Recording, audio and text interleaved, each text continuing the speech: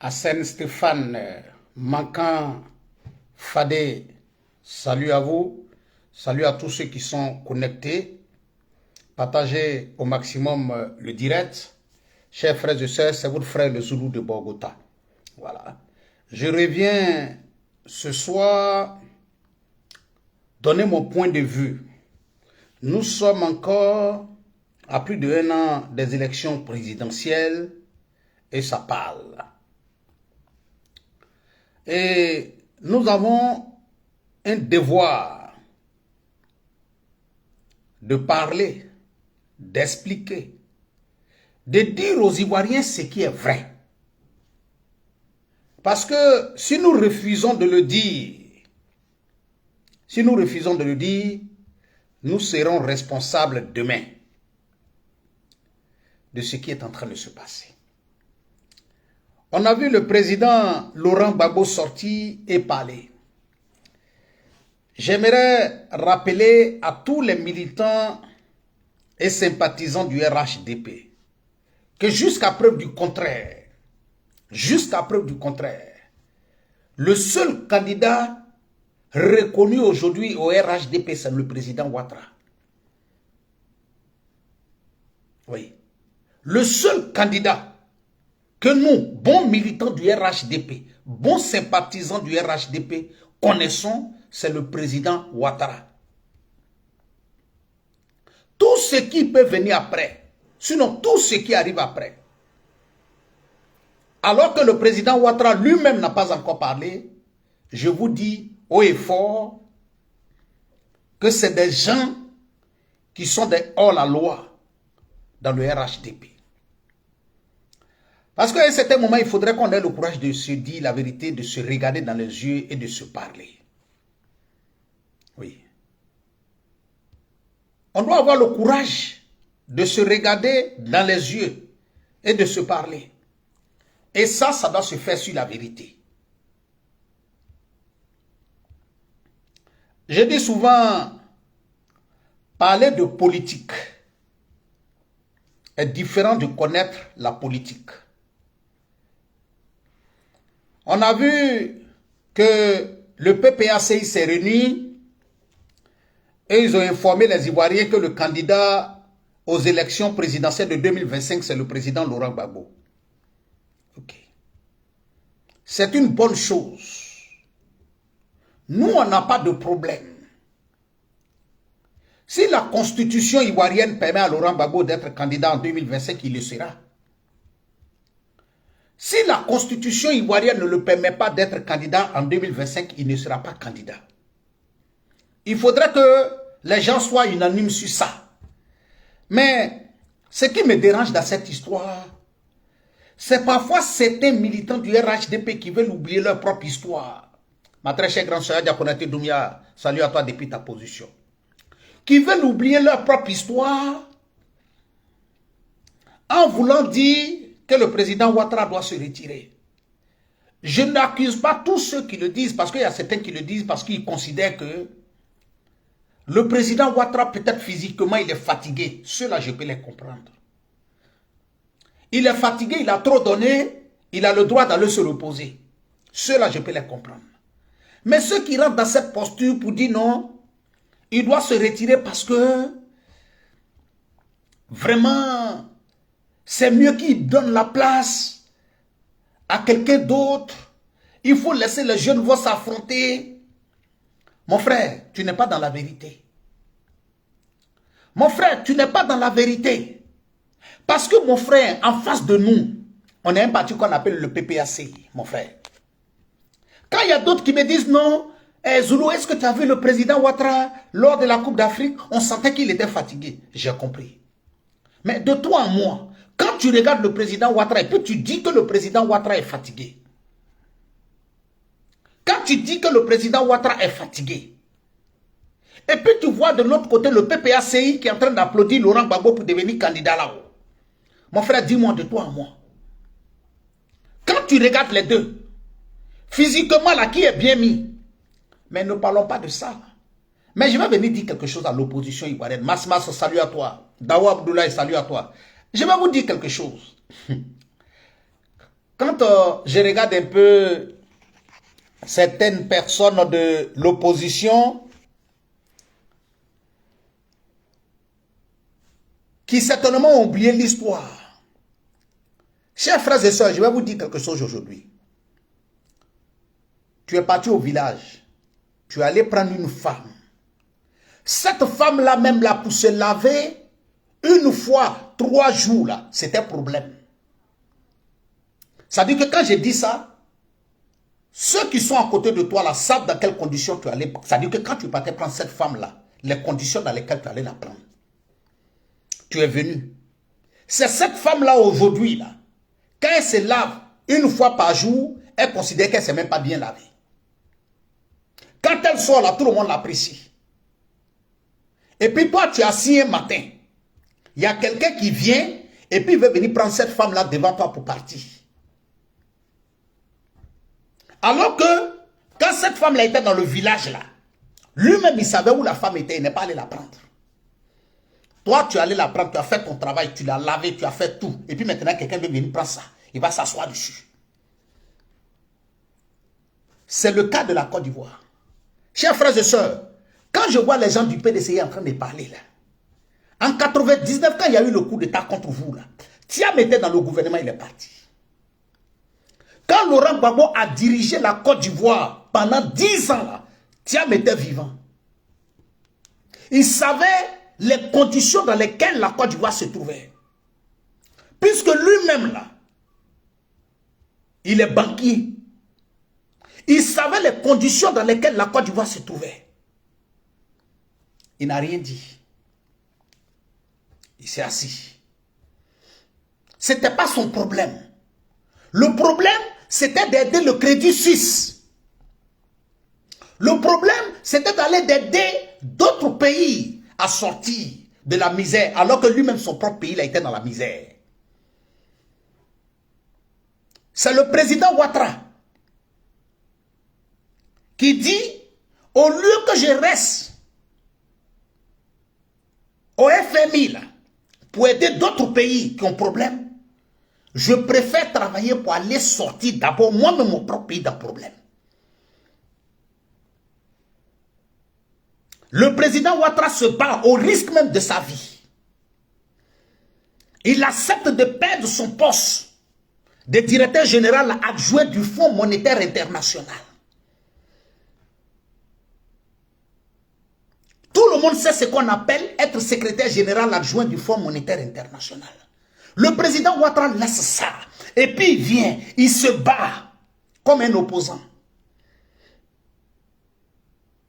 Au risque même de sa vie, il prend ça. Il trouve ça dans un chaos total.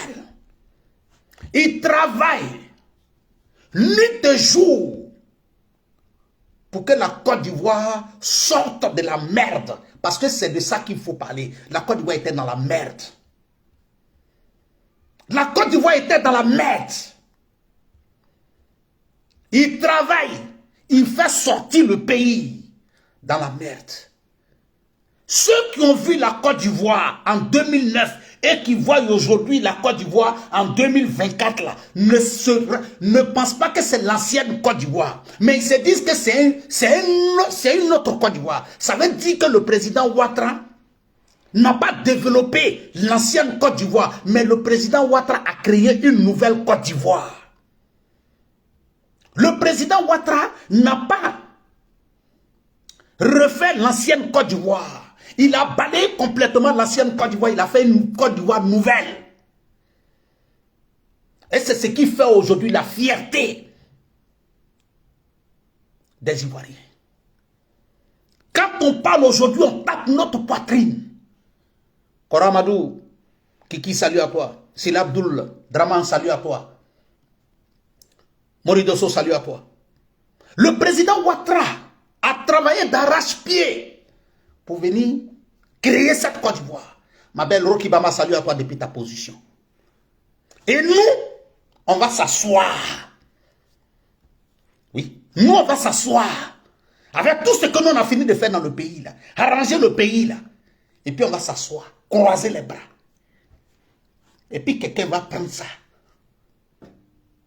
quelqu'un va prendre ça. Elle dit que toi, tu allais marier femme. Que tout le monde a rejeté. Tout le monde a rejeté. Tu as fini de prendre ça. Et tu as fini de faire le travail que tu dois faire. Et puis c'est là maintenant le voisin d'à côté qui l'a rejeté il y a 20 ans là. Il y a 15 ans là. C'est là lui va venir s'asseoir pour prendre ça. J'ai dit à l'opposition ivoirienne. Je n'ai pas dit que vous n'allez pas prendre pouvoir là. Hein, mais en tout cas, attachez ceinture. Oui. Attachez ceinture.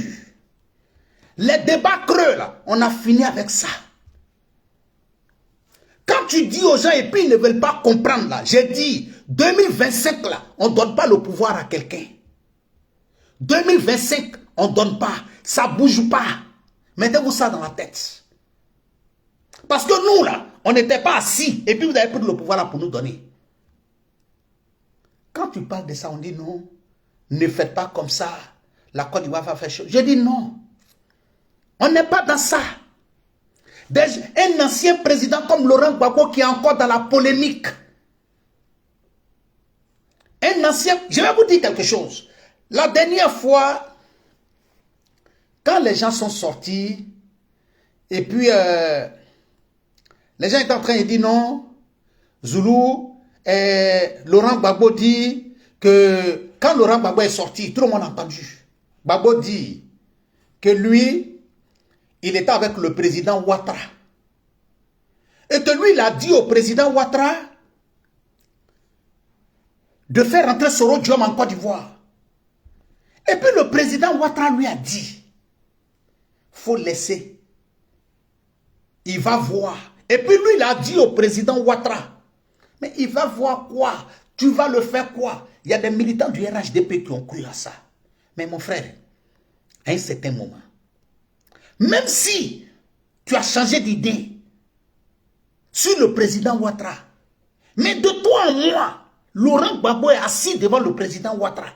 Et puis le président Ouattara, c'est à Laurent Gbagbo, le président Ouattara va dire, Soro Diom va voir. Et puis toi, le militant du RHDP, tu crois à ça? Je peux comprendre. Les inconscients du GPS peuvent vous croire à ça.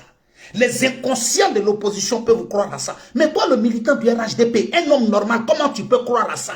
Ça dit que c'est devant Laurent Gbagbo, le président Ouattara va dire, Soro Diom va voir. Et puis toi, tu crois à ça. Mais mon frère, ce n'est pas Laurent Gbagbo, c'est toi. Ce n'est pas Laurent Gbagbo, c'est toi.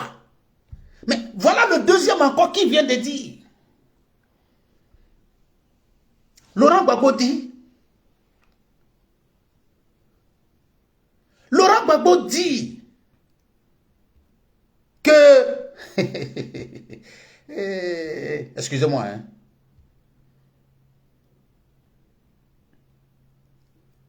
Excusez-moi.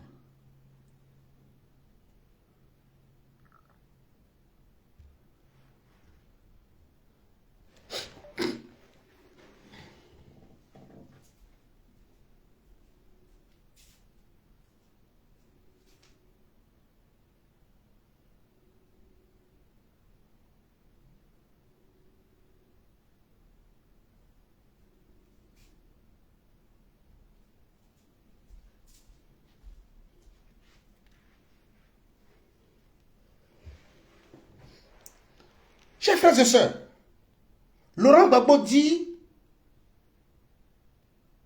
que Thiam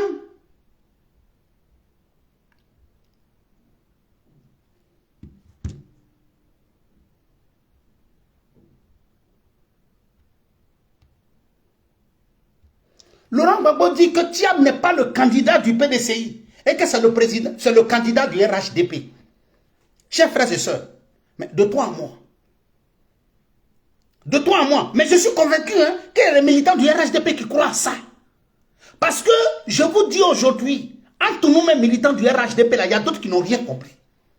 Il y a des gens même qui pensent que ce que Thiam est en train de faire dans le pays, là, c'est le président Ouattara qui est derrière. Et que le candidat du président Ouattara, ou bien peut-être le candidat Ouattara, le président Ouattara va choisir Thiam comme le candidat du RHDP. Mais de vous à moi, mais qu'est-ce qui ne va pas pour que vous pensiez à ça? Qu'est-ce qui ne va pas pour que vous, toi militant du RHDP, là, toi tu penses que le candidat, que le président Ouattara va choisir pour le RHDP en 2025, là, c'est Thiam. Mais Laurent Gbagbo sait pourquoi il joue à ce jeu. Laurent Gbagbo sait pourquoi il joue à ce jeu. Parce qu'en réalité, il y a des gens qui sont militants du PPACI, qui sont des infos, c'est-à-dire qui sont en mission. Ils font semblant de parler avec certains militants du RHDP pour attirer, pour savoir ce qu'ils pensent réellement. Ça dit que le PPACI envoie certains militants pour aller causer avec les militants du RHDP. Mais toi, tu ne sais pas que celui qui vient là, c'est quelqu'un qui est en mission. Parce qu'il veut venir savoir qu'est-ce que le militant du RHDP aujourd'hui pense dans la tête. Et il prend ça. Il se dit qu'il y a des militants du RHDP qui pensent que tout ce qui est en train de se passer, c'est un jeu. Mais que derrière, il y a une manipulation du président Ouattara derrière Thiam. Alors, sachant ça, et comme ils savent que c'est un débat qui peut diviser les militants du RHDP, Laurent Gbagbo sort ça. Ah, mais nous-mêmes on a dit ça. Mais voilà ça, Laurent Gbagbo est venu dire que Thiam là, c'est... Mais pourquoi? D'abord, Laurent Gbagbo le dit parce qu'il va envoyer la division dans les militants du RHDP. Et deuxième, pourquoi il le dit? Il le dit parce qu'en réalité, il s'est dit quoi? Il y a certaines personnes même qui sont dans son propre parti là, qui aiment Thiam. Dans son propre parti, le PPACI là, il s'est dit qu'il y a des gens qui aiment Thiam. Donc pour que ceux-là se révoltent, parce qu'il s'est dit que ceux-là, ils préfèrent Thiam. Mais le président Ouattara, ils ne vont jamais l'accepter. Donc qu'est-ce qu'il fait? Il joue avec la mentalité de ses propres militants qui, en réalité, sont déçus de lui. Il a dit, attention, vous êtes en train de faire une grave erreur. Vous ne m'aimez pas, j'ai compris. Vous ne m'aimez pas, j'ai compris. Mais attention, l'homme que vous voulez suivre là, pour dire que vous ne m'aimez pas là, c'est Thiam que vous allez suivre là. Toi le militant du PPACI là, toi l'ancien militant du FPI qui veut suivre Thiam là, attention, Thiam n'est pas le candidat du PDCI, mais Thiam c'est le candidat du président de Ouattara. Du coup, il va faire une récupération psychologique sur la tête de ses propres militants du PPACI qui, en réalité, ne veulent plus de lui. Donc, une fois qu'il évoque le fait que Thiam n'est pas le candidat du PPACI et du PDCI, mais c'est le candidat de Ouattara, tous les révoltés du FPI, du PPACI disent « Ah non, ce que le président Gbagbo a dit, c'est vrai. Ils sont en complicité. Ils veulent se mettre ensemble. Ils veulent faire comme ça. » Psychologiquement, il va faire une récupération sur ses propres militants. Laurent Gbagbo ne pourra pas changer. Je le dis haut et fort, Laurent Gbagbo ne pourra pas changer. Laurent Gbagbo n'est pas rentré en Côte d'Ivoire pour la réconciliation des Ivoiriens. Voilà pourquoi depuis son entrée, le président Ouattara n'a jamais travaillé avec lui en fait de faire en sorte qu'il participe. En réalité, s'il y avait réconciliation à faire entre les Ivoiriens, parce qu'il sait que Laurent Gbagbo n'est pas rentré pour ça. Le président Laurent Gbagbo n'est pas rentré en Côte d'Ivoire parce que le président Ouattara voulait qu'il l'aide à réconcilier les gens. Si le président Ouattara a besoin de gens pour l'aider à réconcilier les gens, je pense qu'il est entouré de personnes qui sont capables de le faire.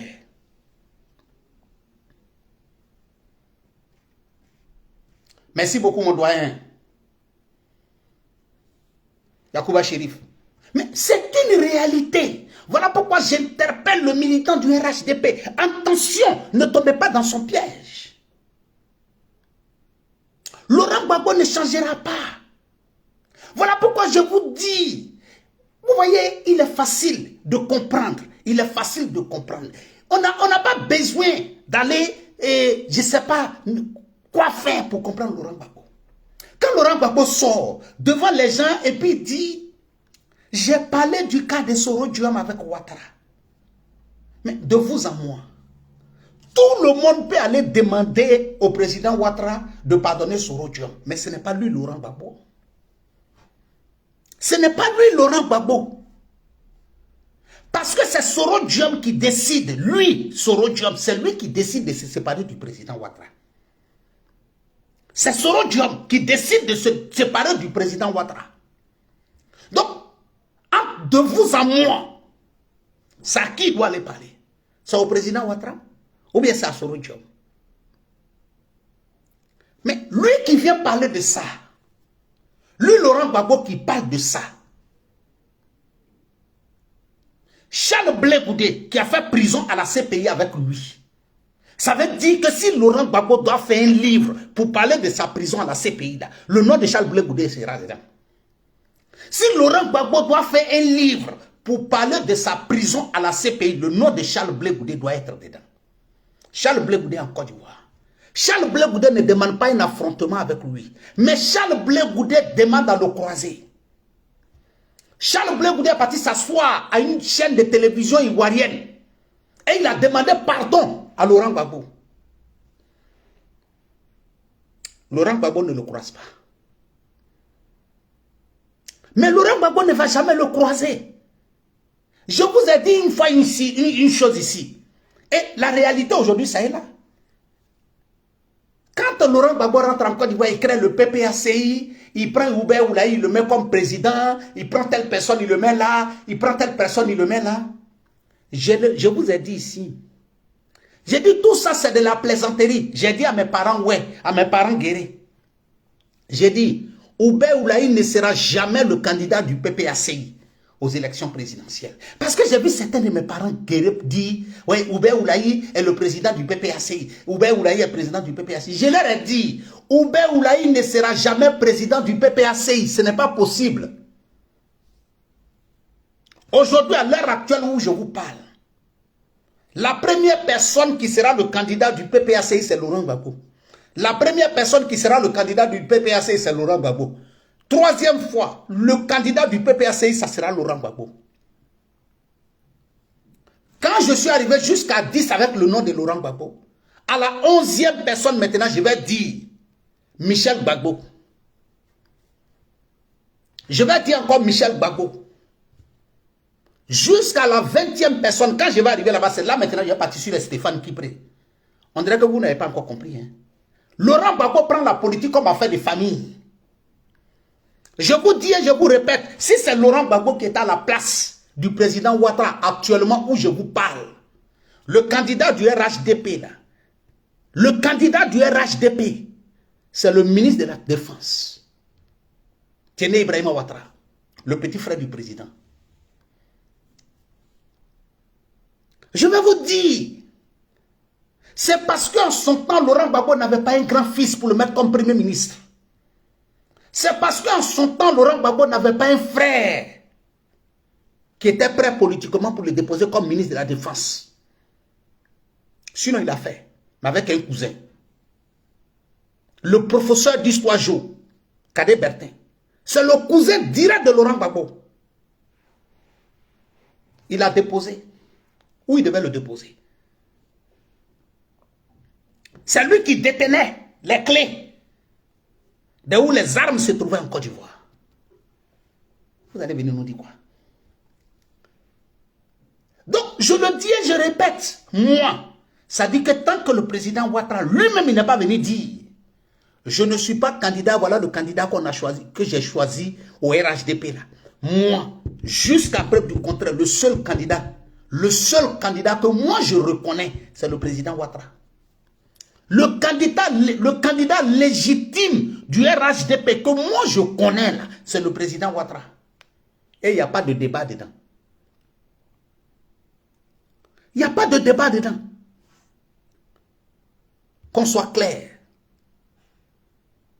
Il n'y a pas de débat et il n'y aura pas de débat. Mettez le cœur s'il vous plaît pour protéger le direct. Mettez le cœur. Mettez le cœur s'il vous plaît. Mettez le cœur. Mettez le cœur et partagez le direct. Ouais. Bamba de Ahmed, merci beaucoup. On était un peu pris. Mon frère, Mamadou de Bamba, ce que je veux que tu comprennes. Joseph Chérif, tu peux comprendre comme tu veux. Oui, oui. Tu peux comprendre comme tu veux. Parce que je sais que c'est comme ça que vous comprenez. Vous êtes là dans la transformation des choses. Je le dis haut et fort. Si c'est Gbagbo qui est à la place du président Ouattara et que c'est son petit frère qui était Téné Ibrahim là, c'est Téné Ibrahim qui allait être le président de la République de Côte d'Ivoire. Oui. Chers frères et sœurs, vous ne pouvez pas venir taper votre poitrine aujourd'hui. Alors que c'est cette Côte d'Ivoire là que vous avez jetée hier. Mais ça dit, attends, je me pose même la question quand je regarde le militant du PPACI. Avec quel courage vous pouvez venir vous asseoir aujourd'hui et dire que Laurent Gbagbo sera président de la République de Côte d'Ivoire. Mais chers frères et sœurs, nous ne sommes pas Dieu. Mais arrêtez quand même, respectez quand même la Côte d'Ivoire. La Côte d'Ivoire qu'on ne respectait pas là, c'est la Côte d'Ivoire que Laurent Gbagbo a dirigée. Mais la Côte d'Ivoire que le président Ouattara dirige, que tu le veuilles ou pas, tu vas la respecter. Parce que quand tu arrives sur le terrain, quand tu regardes ce qui a été fait, on ne t'oblige pas. C'est vous qui êtes dans l'après-Ouattara. Nous, on n'est pas encore arrivé à ce niveau. Le débat de l'après-Ouattara, là, nous, on n'est pas dans ça. C'est l'opposition qui est dans un débat de l'après-Ouattara. Nous, on n'est pas dans ça. Oui. L'après-Ouattara, là, nous, on n'est pas dans ce débat. C'est l'opposition ivoirienne qui est dans ce débat de l'après-Ouattara. Est-ce que nous, on vous a parlé de l'après-Ouattara? Nous, on n'est pas dans le fait des débats de l'après-Ouattara. Nous, avec le président Ouattara, nous, on est dans le présent. Oui. Le président Ouattara n'a pas encore fini. Nous, on ne parle pas de l'après-Ouattara. Hein? Une opposition qui n'a pas de queue, qui n'a pas de tête. Une opposition qui n'a pas de pied, qui n'a pas de tête. C'est ça qui est la réalité. À part le militant même du RHDP qui parle, ce que le président Ouattara a fait en Côte d'Ivoire, parle seul. Parle seul. Ce que le président Ouattara a fait pour la Côte d'Ivoire parle seul. Mettez le cœur s'il vous plaît pour protéger le direct. Mettez le cœur. Mettez le cœur s'il vous plaît.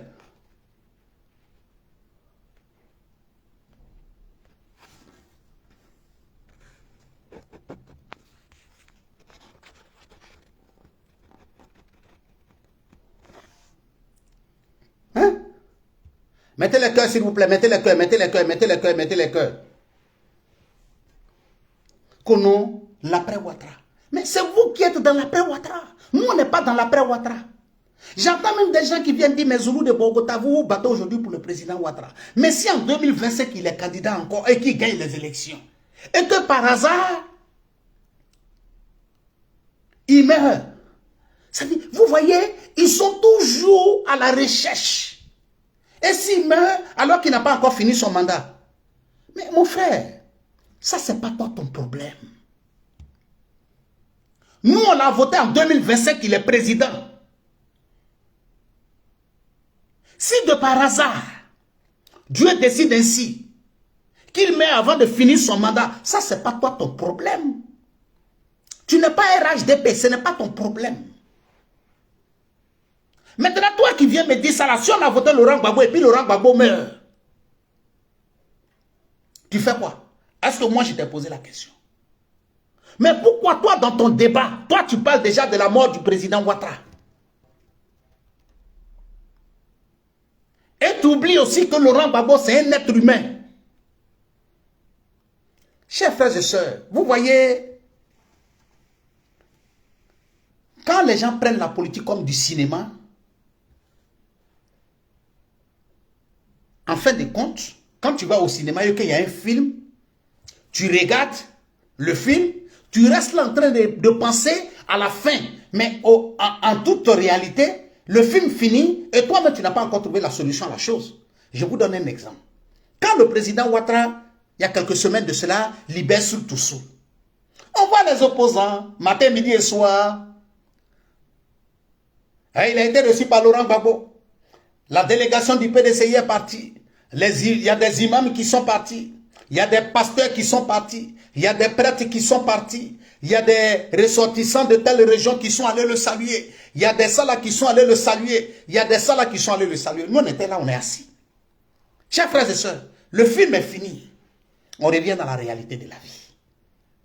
Eux, ils étaient encore dans le film. Nous, on revient dans la réalité. Chers frères et sœurs, est-ce que cette semaine-là, vous avez vu une délégation qui allait saluer Soul Toussou?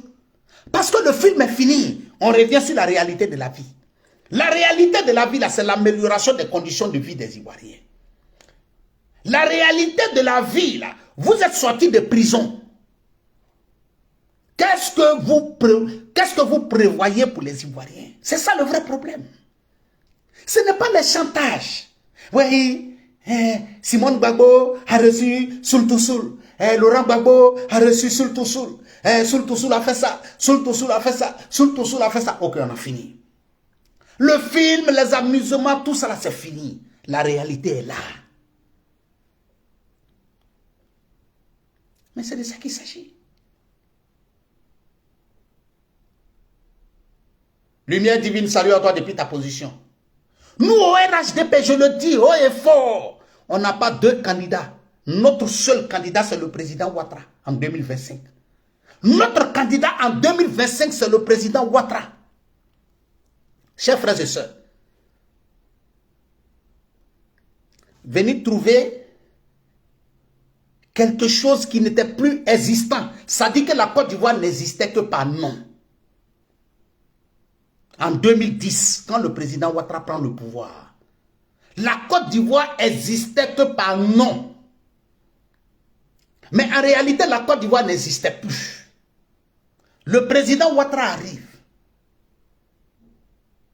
Il ne change pas le nom. Il dit non, le nom Côte d'Ivoire mérite du respect. Donc on ne va pas changer, mais on va refaire. Il refait. Ils sont tous fiers aujourd'hui de rentrer au pays, de taper leur poitrine. De taper leur poitrine.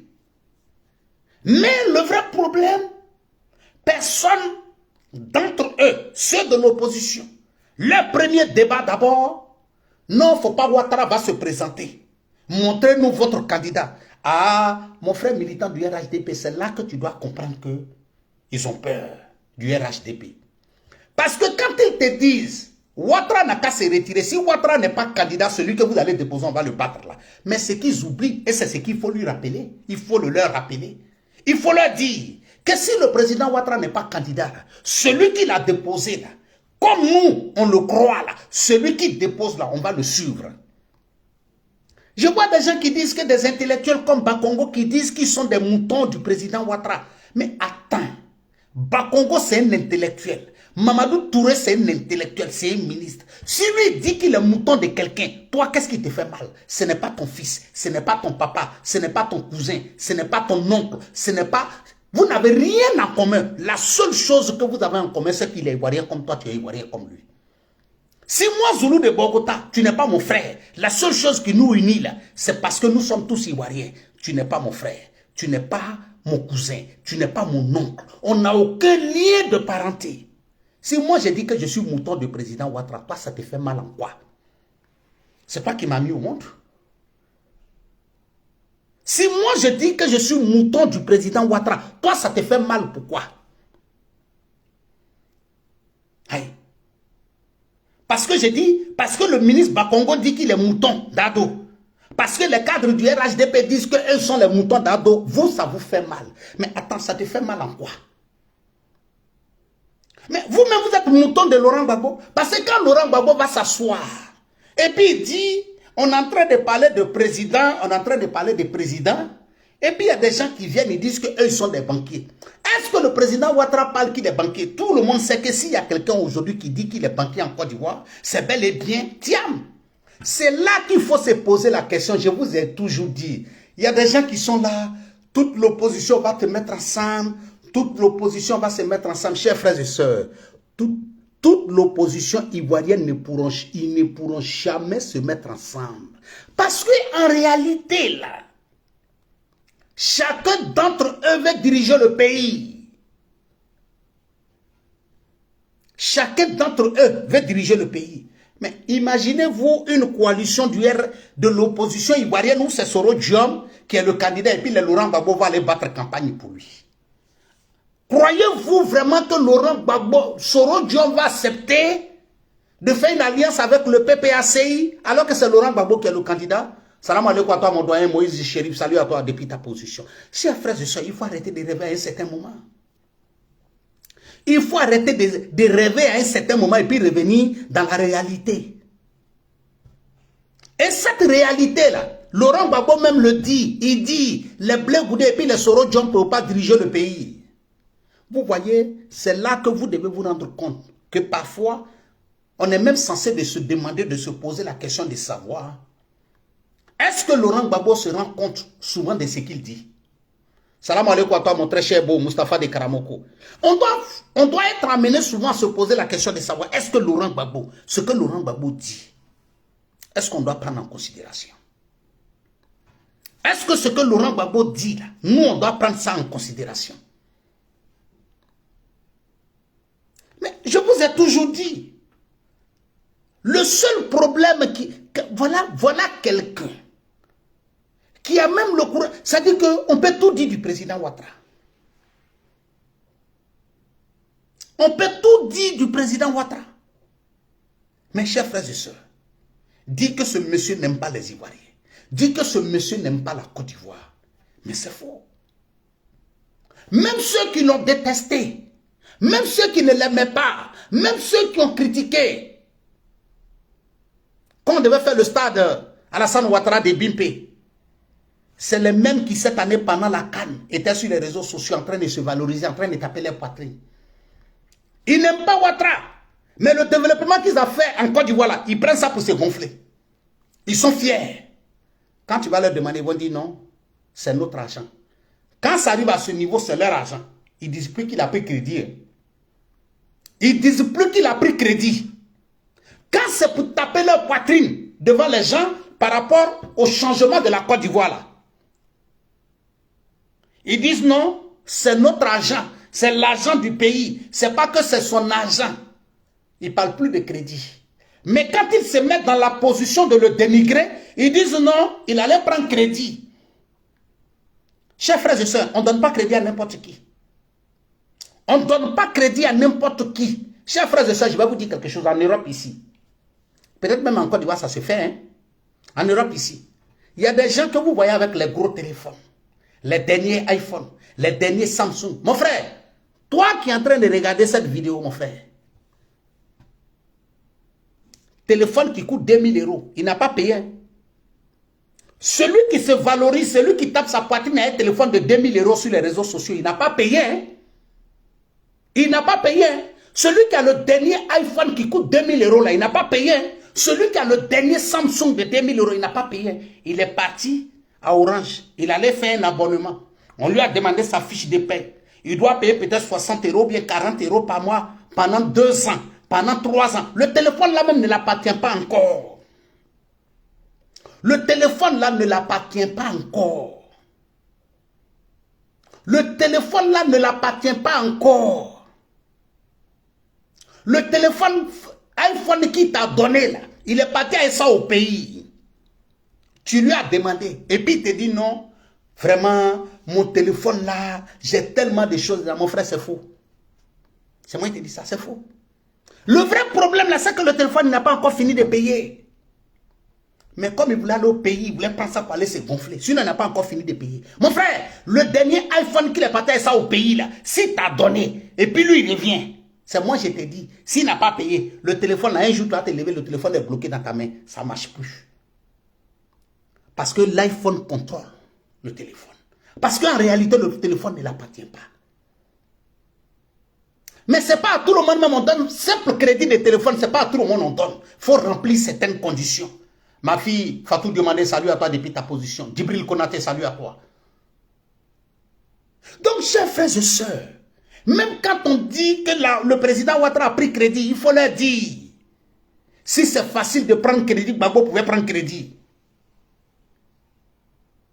Si c'est facile de prendre crédit, Bédié pouvait prendre crédit hier.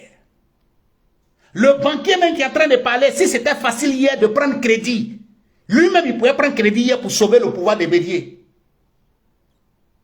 Lui-même il pouvait prendre crédit pour sauver le pouvoir de Bédié.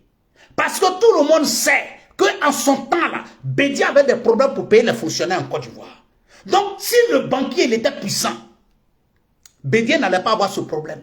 Il pouvait aller prendre crédit et puis payer les fonctionnaires.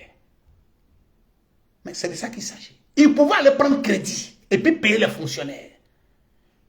Mais s'il n'est pas allé prendre crédit, c'est parce que lui-même en âme et conscience savait qu'on ne pouvait pas lui donner le crédit. On ne donne pas le crédit à n'importe qui. Lamine Sanogo, salam alaikum à toi mon frère. Amara Samarsi, salut à toi. Amadou Kamara, salut à toi. Je le dis. Si vous pensez que le président Ouattara a pris crédit pour arranger la Côte d'Ivoire, on a compris. Mais il y a un problème. Tiam que vous parlez que c'est un banquier. S'il était facile de prendre crédit. Parce qu'en réalité, Bédié part du pouvoir parce que les Ivoiriens étaient dans une situation grave. Parce qu'il y a des fonctionnaires qui n'étaient pas payés dans le pays. Donc s'il était facile de prendre crédit, Thiam pouvait le prendre crédit pour sauver le pouvoir de Bédié. Parce qu'il était chose. Parce qu'il était ministre.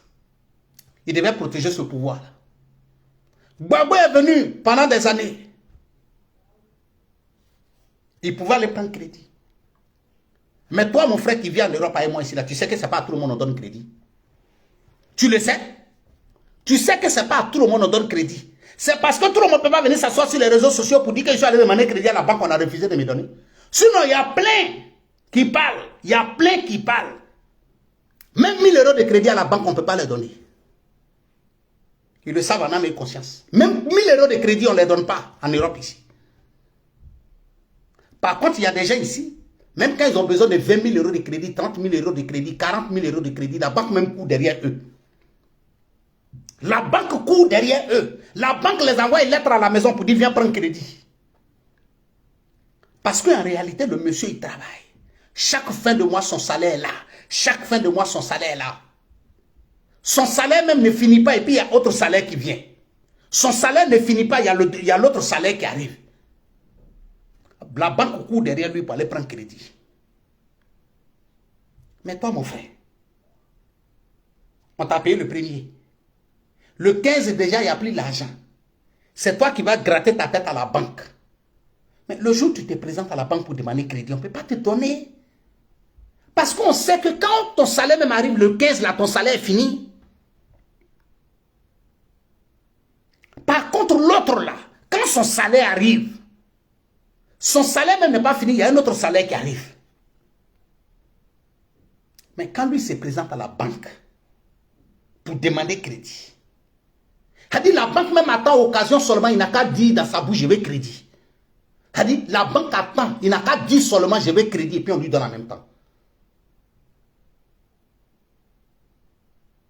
Mais toi, la banque ne t'attend même pas parce que toi-même, tu as un problème.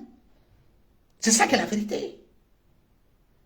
Et c'est de ça qu'il s'agit, chers frères et sœurs. Militants du RHDP, nous devons rester focalisés sur ce que le président Ouattara est en train de faire, chers frères et sœurs. Rien ne doit nous distraire. Militant du RHDP, rien ne doit te distraire. Si toi, le militant du RHDP, il y a quelque chose qui te distrait, c'est que tu ne connais pas. Tu ne sais pas qui tu es en train de suivre. Parce que quand tu sais que l'homme que tu es en train de suivre, c'est lui qu'on appelle le président Ouattara. Rien ne doit te distraire. Rien ne doit te distraire. Salimata Neneso, salam alaikum ma grande depuis ta position. J'ai dit, quand tu sais que l'homme que tu suis, c'est le président Ouattara, rien ne peut te distraire. Rien ne peut te distraire. Parce que son bilan parle seul. Son travail parle seul. L'homme que toi tu suis n'est pas distrait. Toi qui le suis, pourquoi toi tu es distrait? Non, toi tu suis le président Ouattara. Lui n'est pas distrait. Et puis toi qui le suis, toi tu deviens distrait. Toi tu ne dois pas être distrait. Toi tu dois être serein.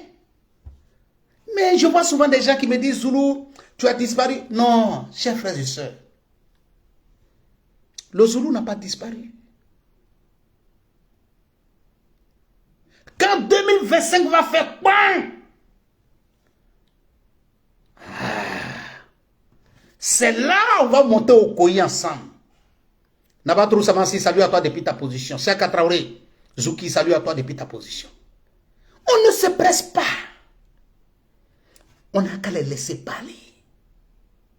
On les regarde. Mais quand le moment va sonner, quand l'heure va sonner, on est ensemble. Junior connaît, salut à toi depuis ta position. Aïe. On ne se presse pas. L'oiseau qui va venir tomber devant toi là. Chers frères et sœurs, l'opposition ivoirienne, on n'a même pas besoin de les provoquer. Et mais ils vont venir tomber.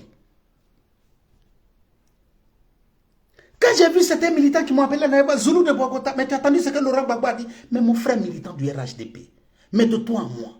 Laurent Gbagbo peut aller s'asseoir devant le président Ouattara pour lui dire il faut faire venir, il faut laisser Soro Diom va rentrer. Et puis le président Ouattara que toi tu connais là, le président Ouattara va dire à Soro Diom, hey, à Laurent Gbagbo, il faut laisser ce que je vais lui montrer là. C'est à Laurent Gbagbo, le président Ouattara va dire ça. Eh mon frère, même si tu ne connais pas la personne que tu suis, il y a des petits trucs là, tu ne peux même pas croire si quelqu'un vient te dire ça. Mais c'est lui, Laurent Gbagbo, qui est distrait. Mais ça là même à savoir si dans la réalité, c'est pas lui qui allait dire ça au président Ouattara sur Blé Goudé. C'est ça qui est la vérité. À savoir si c'est même pas lui qui a dit ça à ses amis sur Charles Blé Goudé. Pour dire, laissez-le, je vais lui montrer. Quelqu'un à son âge qui vient s'asseoir et qui discute avec Charles Blé Goudé, quelqu'un qui a fait prison avec lui, qui discute à faire des nourritures. Il dit, il prépare pour moi. Mais posez-lui la question, il préparait pour moi. Mais l'argent là, ça sortait où? Ah, le vieux. L'argent là n'a qu'à sortir où? Non, l'argent là n'a qu'à sortir où? Mais tu dois même être fier s'il n'a pas dit jusqu'à preuve du contraire que c'est lui qui te donnait l'argent. Donc nous, on n'est pas pressés. C'est vous qui êtes pressés. Nous, on n'est pas pressés. Nous, on n'est pas pressés. Allons tout doucement. Andiamo piano, piano. Andama doni, doni. Agnetama doni, doni. Et puis on va arriver. On n'est pas pressé. Allons tout doucement. Piano, piano. Piano, piano. Agnetama doni, doni, doni, doni, doni, doni. Jusqu'à 2025 va arriver. Ils n'ont qu'à sauter. Ils n'ont qu'à danser. Ils n'ont qu'à chanter. Ils n'ont qu'à aller dans leurs concerts. Ils n'ont qu'à dire tout ce qu'ils veulent. Ils n'ont qu'à aller dans leurs congrès. Ils n'ont qu'à dire tout ce qu'ils veulent. Mais le moment venu, Maniefté, ma très chère petite soeur, salut à toi depuis ta position. J'espère que tu vas bien. Hein? Les lourous, Youssoufa Soro, salut à toi. Dieu au contrôle. On n'est pas pressé. Je le dis toujours, c'est l'opposition ivoirienne qui est pressée. C'est l'opposition ivoirienne qui est pressée. Je vous ai dit tout à l'heure, j'ai dit il y a quelques semaines de cela, quand Soultoussou est sorti de prison. On était là sur les réseaux sociaux. On ne pouvait même pas voir quelque chose. Soultoussou a été reçu par Laurent Gbagbo. Il a été reçu par Charles Blé, par Simone Gbagbo. Il y a une délégation de Thiam, du PDCI, qui allait le voir. Il y a les habitants de telle région qui sont venus le voir. J'ai dit, calmez-vous, c'est une histoire de cinéma. Mon frère, tu connais quelqu'un qui est parti au cinéma et puis il est resté là-bas pendant 3 jours en train de regarder le film? Est-ce que tu connais quelqu'un qui est parti au cinéma pendant 3 jours, il n'est pas revenu à la maison? Est-ce que tu connais? Tu connais quelqu'un qui est parti dans une salle de cinéma pour aller regarder un film et puis il est resté là-bas pendant 3 jours, il n'est pas revenu à la maison? Non. Quand il va regarder un film, il revient à la maison. Et puis après, il part. Arrivé à un certain moment, il ne va plus au cinéma. Donc, tout ce qu'ils étaient en train de faire, c'était cinéma. Parce qu'il faut parler, faut parler, faut parler, faut parler. Mais quand ça là, c'est fini là. Dites-moi, dans cette semaine-là, vous avez vu qui en train de faire vidéo? Ils sont allés saluer sur tout. Quand ils ont commencé à parler de ça même, il y a d'autres, il y a les opposants qui ont commencé à dire, ah oui, les enfants de la Côte d'Ivoire sont en train de se mettre ensemble. Les enfants de la Côte d'Ivoire sont en train de se mettre ensemble. J'ai dit, voilà. Dieu, il faut avoir pitié d'eux. Dieu, il faut avoir pitié d'eux. Hein? Moussa de Milano, salut à toi depuis ta position. Dieu, il faut avoir pitié d'eux. Et Dieu a eu pitié d'eux. Il les a laissés faire les films. Ils ont fini. Ils ont tapé leur tam-tam et même ils ont dansé. Ils ont créé une musique et même ils ont dansé. Et puis après, ils se sont calmés. Donc c'est la même chose. Nous, on n'est pas pressés. 2025, on va se voir. Chers frères et sœurs, votre frère le Zoulou de Bogota est vivant. Nous, on n'est pas pressés. Nous, on est là, on observe, on regarde. Chers frères et sœurs, bon week-end à chacun d'entre vous. Que Dieu veille sur vous et que Dieu vous protège. Merci beaucoup.